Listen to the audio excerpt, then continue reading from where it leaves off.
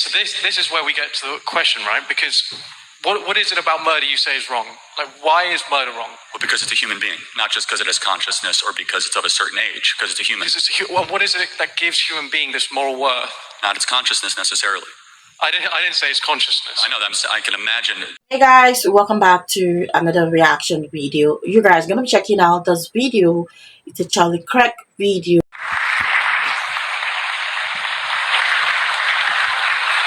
Right, so thank you for coming, Charlie. My question to you, I'm a medical student, and so I'm going to throw out the big A word. I know you get asked about it a lot, but I want to hear from you. Your opinion is on abortion. Life begins at conception. But about abortion specifically, why do you think abortion's wrong specifically? Well, you agree murder is wrong? I agree. Okay, so this is where we get to the question, right? Because what is it about murder you say is wrong? Like, why is murder wrong? Well, because it's a human being, not just because it has consciousness or because it's of a certain age, because it's a human. Well, what is it that gives human being this moral worth? Not its consciousness necessarily. I didn't say it's consciousness. I know that. I can imagine it because it is a human being, because it has a soul. And what is this soul? Where does this come from? This idea that it's... Exactly. I mean, again, the Greeks postulated that it is the entirety of your being. Okay, you guys can laugh. I mean, it's true. I mean, every civilization has had a different belief, but agreed upon ethical monotheism, which is the creed of the West and what the birth certificate of my country articulates, that every human being is more than just matter. It's more than just a clump of cells, but it also has an invisible element to you that will live beyond you. Fine. So, can you say that comes from the Bible, or where else do you get that from? Ethical monotheism, which is the creed of the West. And again, the Declaration of Independence mentions God 4 times. The founders were explicitly believed, not in a secular morality, but a divinely given one, of at least this idea that there is a God and you are not him. And let me ask you, what is the first stage of human development? So this is the thing, right? We can take it from the sperm being generated in the father and the oocyte being generated in the mother, right? They fuse at birth, conception, sorry. The only thing that happens at conception is these 2 cells fuse. Right? No, DNA is created. A zygote. DNA is not created. A DNA, no, that's not true. The DNA coding at the zygote. Hold on, time out. I'll let you finish. Does a zygote have a unique marker? Charlie, does a zygote have a unique marker? You have to let me speak. You have to answer it, yes or no. Does a zygote have a unique marker? Define a unique marker. Meaning, can you differentiate the DNA coding between the mother and the zygote if you examine it under a deoxyribonucleic acid analysis? Can you? Only purely because the addition comes from the father. Oh, so it is something different. Charlie, DNA is not created. DNA is not created. You have the father has his own genome, the mother has her own genome. They fuse. This is why you have the same characteristics, similar ones to your mother, similar ones to your father. That's why you have similar characteristics to your siblings. DNA is not created, right? So when you ask me, where does a human being come from? I can say to you, it starts at conception, but all conception is these 2 cells joining, right? But these 2 cells were created, the mother cells were created long before, they were created when she was a fetus. So there's none of this DNA being produced, right? So we can't establish. The only thing that happens at conception is these two cells fuse. Now, this idea that means that for some reason suddenly that moral worth comes in, but it wasn't there before when you had these 2 cells who had half the DNA. But suddenly there's a correct. Yes, something magical happens at that. It's not magical, Charlie. We know about this. Well, hold on. Charlie, time out. Hold on. I promise you, I'm not trying to score points. I'm not trying to score points on you. This is genuine. We call it the miracle of life for a reason. We've not been able to yet replicate human life development outside of the womb. We call it the miracle of life because, yes, it's something beautiful, the ability to form a new... Magical. It's not... You say magical, is it, it's beautiful, it's an incredible thing that happens, of course.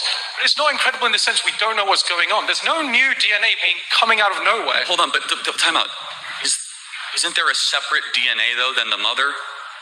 Yes, from the father. Okay, yes, but it's not the father's DNA either. A new coding is created. Charlie, you are a blend of the 2. And so when did your life begin? Okay, so when did your life begin? Again, this comes from what you define as where life starts. You can say life starts at conception, but I'm telling you, I believe that's just an arbitrary point, right? That's just the moment these 2 cells fuse. Now, you say about this mother thing. So the way DNA is arranged in a cell is it's arranged in chromosomes. Chromosomes are paired up. So you have one from the mother, one from the father, typically, in a healthy individual, right? Now, you can take those maternal chromosomes out and you can find that this is who the person's mother is. And you can do the same with the father. Now, the reason you are different to your mother and father is because some of those chromosomes This is where he actually made the point there. Where did your life actually becomes? Your life began from the very first day your mom conceives you. That is where the life began. If your mother never conceived you, you definitely have no life. So the DNA start developing from the day you're being conceived in your mother's womb. That is what is called the miracle. So I don't know, but I feel like Charlie Craig did not go to college and is actually educating a medical chromosomes express student. genes that are different Isn't from each other. And so wow? those genes interact, and that's what gives rise to you, right? But there's no space for any kind of moral framework to come into that until you consider that a human being is capable of consciousness and of suffering. But if you take that out of the equation, the fact that these two DNA, you know, whatever they call molecules, right? These two DNA molecules are fusing. That does not suddenly flip a switch that attributes moral worth to that individual.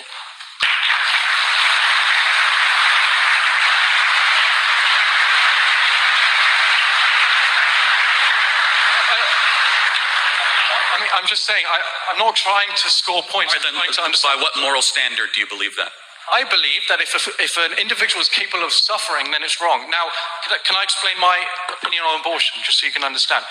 I would agree, as many reasonable people would, that at 9 months, it's unreasonable to expect someone to get an abortion, right? Unless you have some extreme circumstances. But for an elective abortion seems a bit radical to me. But it also seems radical to say that a woman who has just, the cells have just fused, to deny her of an abortion also seems wrong to me. Because that zygote is not capable of suffering, as far as we know. So by what moral standard? Is that just your opinion? Where did you get that moral standard from? Because suffering is a bad thing. We all know suffering is a bad thing. That's an objective fact, right? Hold on. So you do believe in objective morality? I believe that suffering is an objectively negative. So if you can't feel it, is it okay? What do you mean if you can't? You can't feel the pain, is it okay to inflict the pain? In the sense that if no one's suffering from it, if you have a scenario when nobody is suffering from something, then yes, of course. Something is only a moral question if it affects someone's well-being. So let me just make sure I understand this correctly. That if it doesn't affect their well-being, so dementia patients that don't know who they are or where they're from, can we execute dementia patients because they're confused about their well-being? Can you imagine a scenario? Or Alzheimer's patients. Charlie, Alzheimer's patients don't really know much about anything.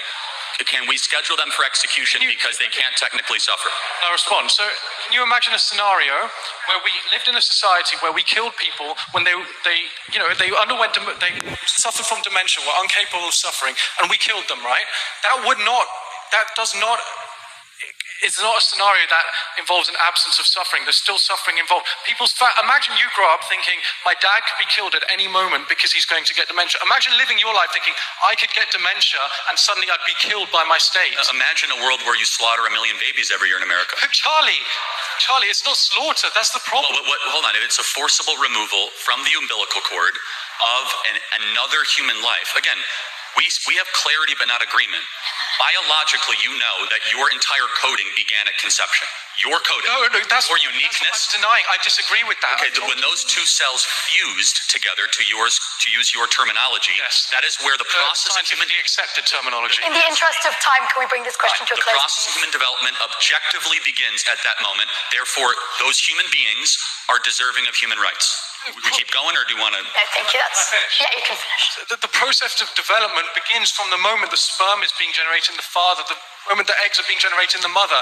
To say that suddenly the moral worth switches on when they fuse doesn't make any sense. That's just a point. No, it makes perfect sense, because that is when your journey as a human being, when the sperm and egg were separate, you were not yet a fused human being. You were not created uniquely. DNA existed. Your DNA existed. I thought. Well, no, the parts of your DNA existed. Your DNA did not exist. It's like saying that we have a full car just because we have all the parts. It was not yet put together until conception happens and the zygote was formed. Thank you. I think we have to get Can we move on to the next question, please? Thank you.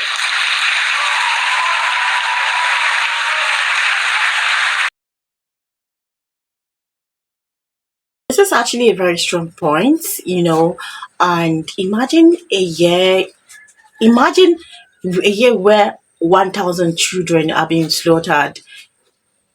Wow, I don't know, but I feel like in a situation where a child is already 3 to 4 months, there shouldn't be any abortion. I don't know, but this argument is so heated. I'm really confused. I don't even know where to. I don't know where to put my legs on, because I'm just a woman and I know what it is, and I know what this debate is all about. Okay, so it is not easy anywhere.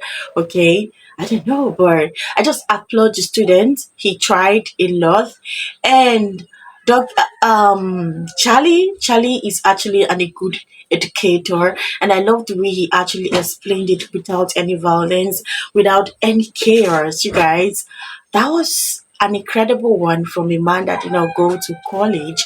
Isn't that amazing, you guys? Anyway, thank you so much for watching. I'll see you on my next one.